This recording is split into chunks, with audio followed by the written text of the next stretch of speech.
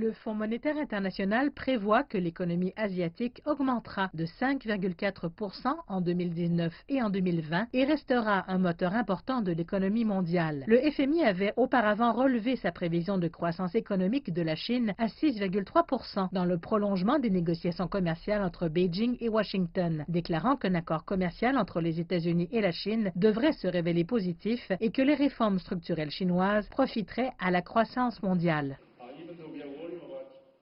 Même si nous étions inquiets du ralentissement de la Chine en octobre dernier et de l'impact sur le reste de l'Asie maintenant, avec ce taux de croissance de 5,4% en Asie, la croissance mondiale s'est poursuivie. En ce sens, je peux affirmer que l'Asie est un moteur économique important aux revenus mondiaux.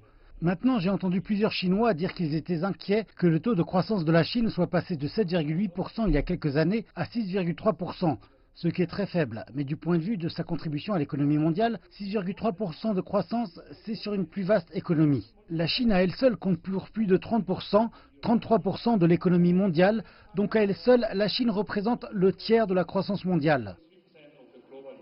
Le FMI a proposé que toute combinaison de politiques macroéconomiques devrait viser à empêcher une nouvelle décélération économique et que les politiques macroéconomiques devraient devenir plus accommodantes. D'autres experts s'entendent pour dire que la Chine restera probablement sur la voie d'une croissance de grande qualité. Ils ajoutent que les politiques monétaires et budgétaires de la Chine devraient être mieux coordonnées en fonction de l'évolution des circonstances pour pouvoir fonctionner dans les limites raisonnables. Je suis d'accord avec les suggestions du FMI, car la politique monétaire devrait dépendre des données et garantir que l'inflation reste en ligne avec l'objectif de la Banque centrale. La politique budgétaire devrait également trouver un équilibre entre le soutien de la demande et la durabilité.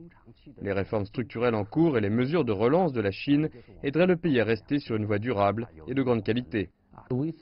Nous pensons que la politique en matière d'ordre doit être coordonnée. La politique budgétaire et la politique monétaire doivent être mises en œuvre de manière progressive pour aider à stabiliser la demande.